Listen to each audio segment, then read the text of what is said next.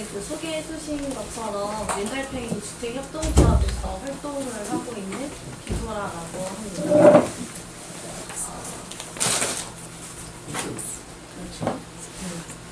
저는 오늘 발제를 도시재생과 관련해서 이야기를 주시라고 이야기를 전에 들었었어요.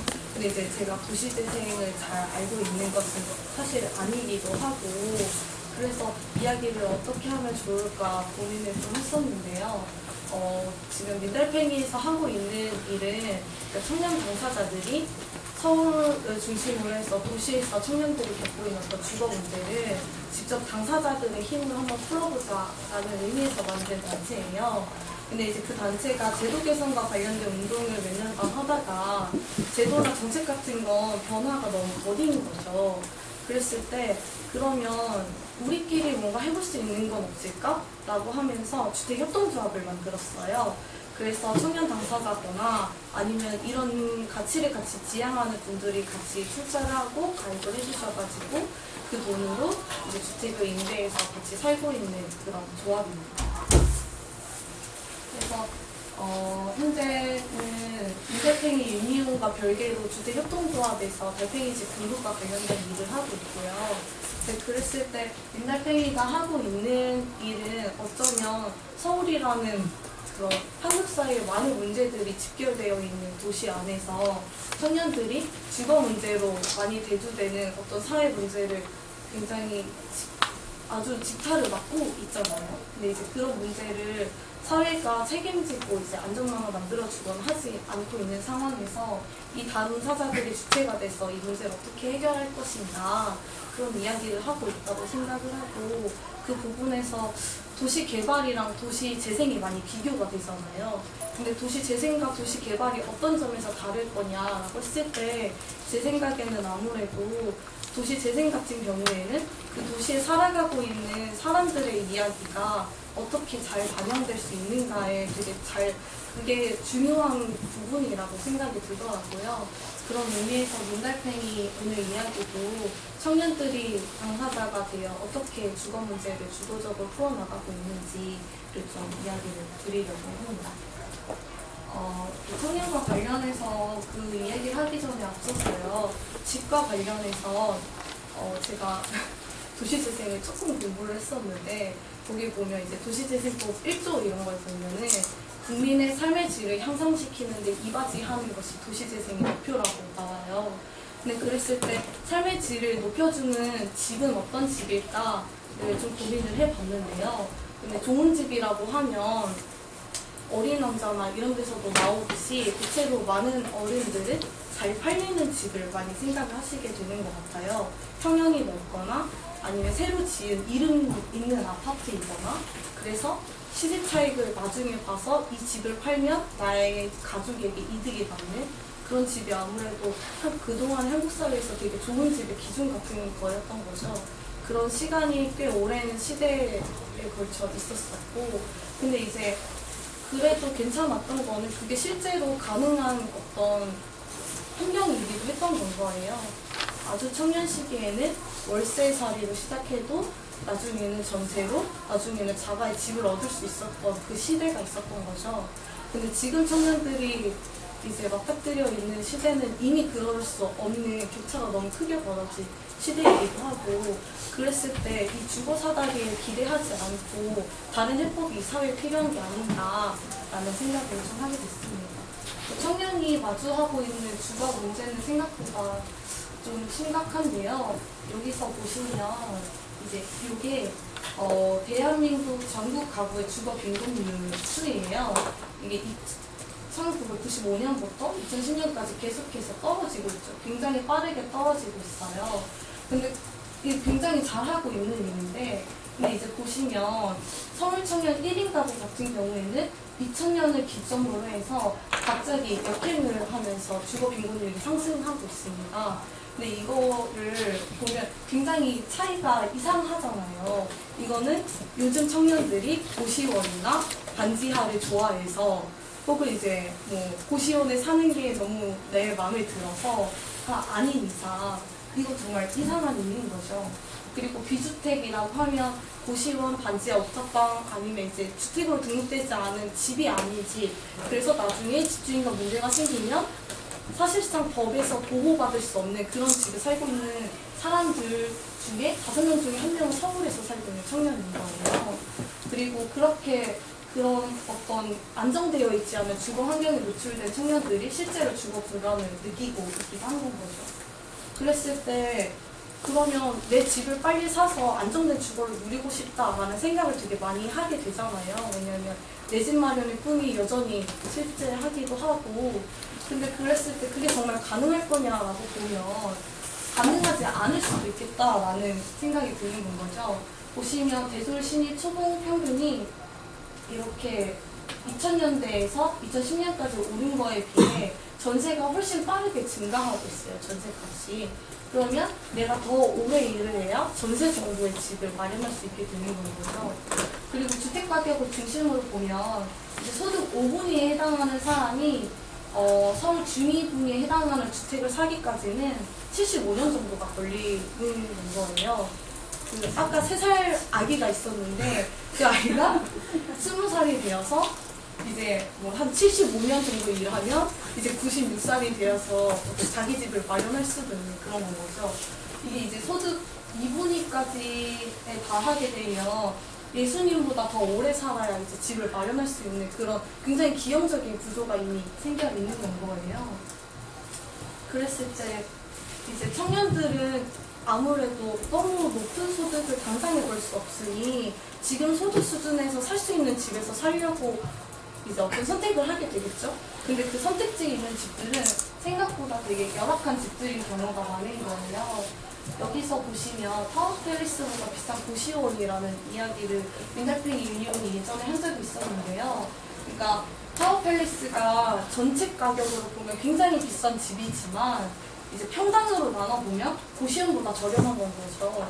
근데 이제 적은 평형대에 살기 때문에 규모의 경제를 생각했을 때 고시원이 더 비쌀 수도 있지만 어쨌든 청년들이나 어떤 열악한 주거 환경과 이제 저소득과 관련된 그런 환경에 있는 사람들은 어쨌든 더 평당 임대료가 비싼 주거를 선택할 수밖에 없는 상황인 거죠.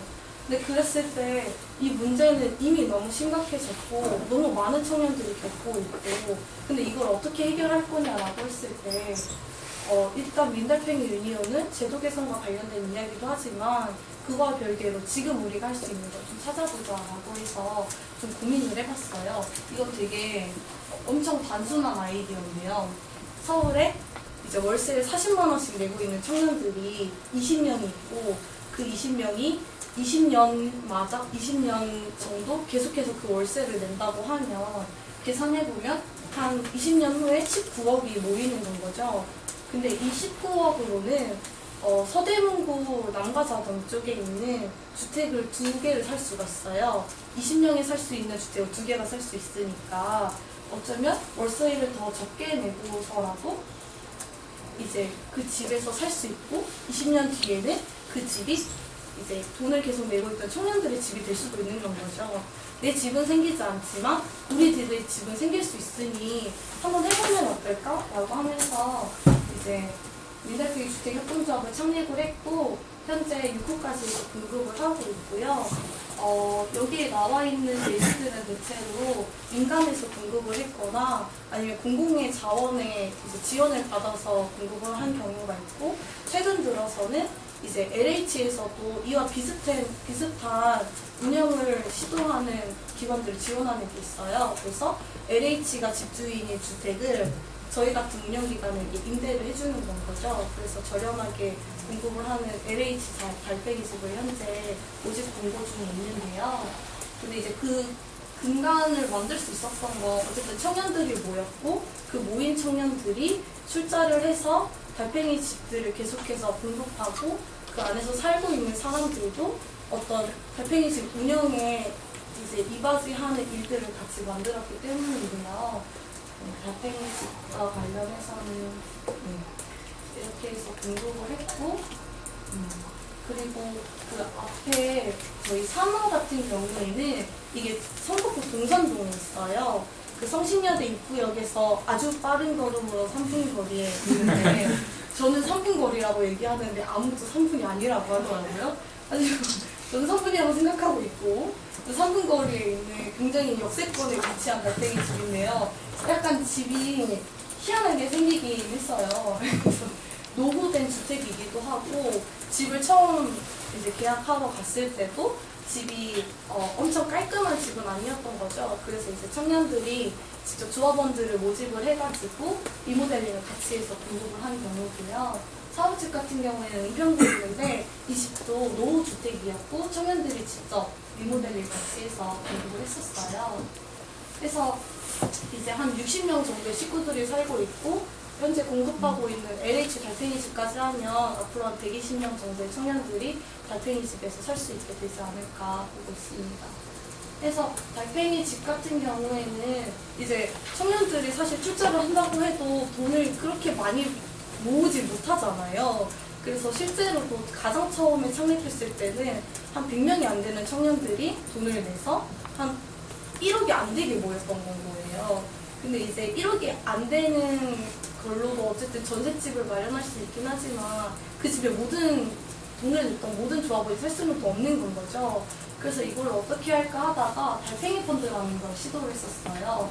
이게 뭐냐면 3년 통장 안에 머물고 있는 100만 원을 저희에게 빌려주세요. 그러면 저희가 3년 뒤에 2.5%의 이자로 다시 돌려드릴게요 라고 하는 어떤 펀드였던 거죠.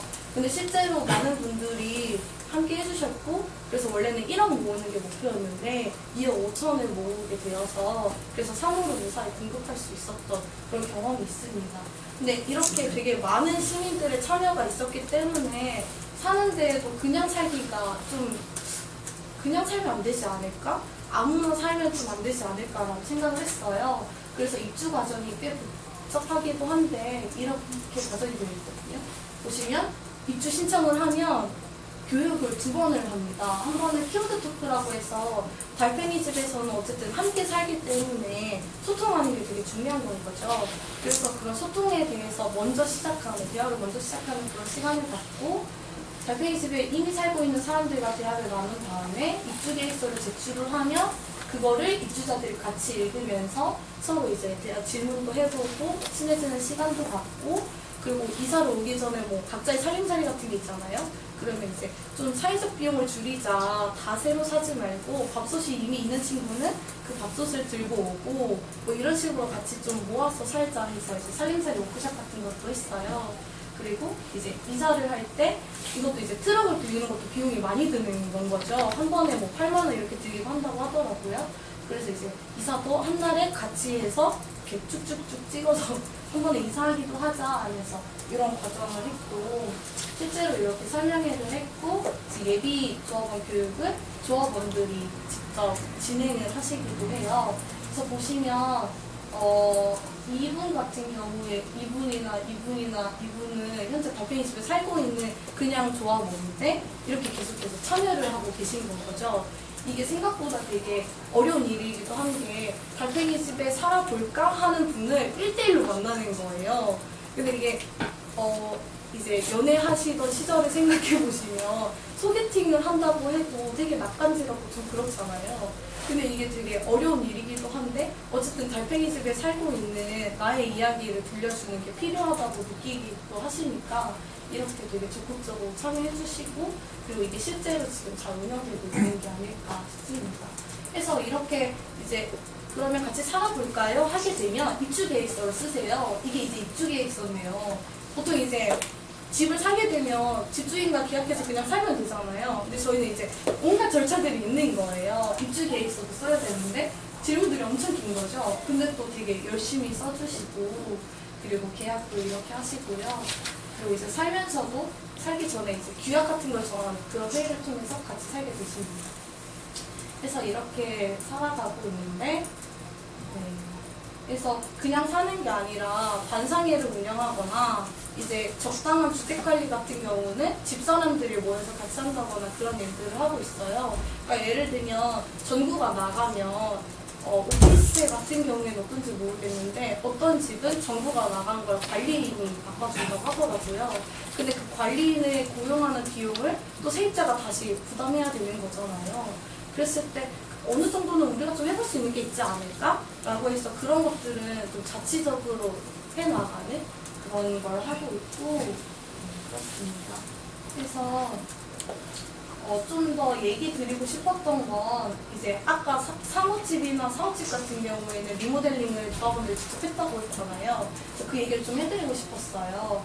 그래서 참여했던 모든 조합원들이 이제 조합원들이 이제 다 참여하셨던 건데 저희가 조합원분들이 한 200명 정도 계세요. 근데 그 200명이 모두 이제 다 등장하셨던 건 아닌 거죠. 그냥 이제 금전적으로 이제 동의한다. 그러니 이제 회비를 월마다 내시고 그랬던 건데 리모델링을 하면서 조합원들의 참여를 이제 홍보를 좀 했었고 그러면서 되게 많은 조합원들이 등장을 하셨었어요. 그래서 여기 있는 이 친구 같은 경우에는 건축을 전공했는데 졸업을 앞두고 할 일이 없는 거예요. 그래서 어차피 할 일이 없는데 여기서 리모델링 하는데 많이 돕겠다 하면서 일을 하기 시작했고 지금은 저랑 같이 조합에서 일을 하고 있어요. 그래서 아주 취미를 일로 발전시킨 친구고 저도 원래는 이 리모델링에 그냥 참여했던 조합원이었는데 실제로 리모델링도 하고 이제 사무에 살게 되면서 이제 하던 어떤 공부를 이제 그만두고 이제 일을 하게 되기도 했습니다. 그리고 여기에는 이제 예비 입주자셨는데요. 입주하기 전에 직접 와서 리모델링을 다 하신 거예요. 이제 리모델링이라고 해서 엄청 어려운 걸 처음에 했던 건 아니고 페인트 칠이었거든요. 그것도 너무 어렵긴 했지만 페인트 칠을 같이 이렇게 많은 조합원들이 같이 참여해서 해서 공간을 새롭게 꾸며서 살게 되었습니다. 그리고 사업집 같은 경우에는 사무집 리모델링을 할 때 많은 조합원분들이 이렇게 등장할 수 있구나를 느낀 거예요. 그래서 이번에는 그러면 그냥 상근자들이 이제 다 기획한 거에 조합원들이 단순히 일만 하고 가시는 게 아니라 직접 달팽이 집이 어떤 공간이 되었으면 좋겠는지 기획부터 좀 같이 해보면 어떨까라고 해서 달팽이 집 공작단이라는 거를 시작했어요. 그래서 여기 오신 분들이 대체로 건축을 전공했거나 건축 일을 하고 계시거나 아니면 이제 흥미를 가지고 계시거나 이런 분들이거든요. 그래서 오셔가지고 팀을 나눠서 옥상을 꾸밀 팀 아니면 이제 어떤 시설과 설비와 관련된 이제 도구 다루는 일을 전문적으로 하실 팀 아니면 이제 짜잘하게 시간을 많이 낼 수 있는 그런 사람들이 모인 팀 이런 식으로 해서 팀별로 조합원들이 직접 운영을 했었고 이게 계기가 돼서 되게 많은 조합원들이 참여를 하실 수 있게 됐어요. 실제로 엄청 칠해진 몰딩이 엄청 많은 집이었는데 이렇게 칠해가지고 엄청 예쁘게 꾸몄던 그래서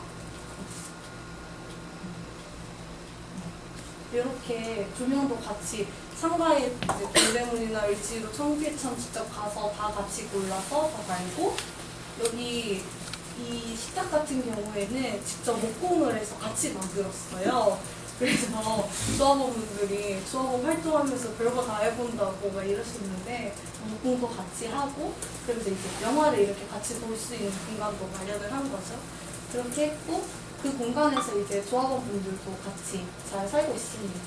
여기가 이제 이게 좀 그렇긴 한데 이 공간이 원래는 이 전에 살던 분들은 여기에 냉장고를 놓고 사셨었어요.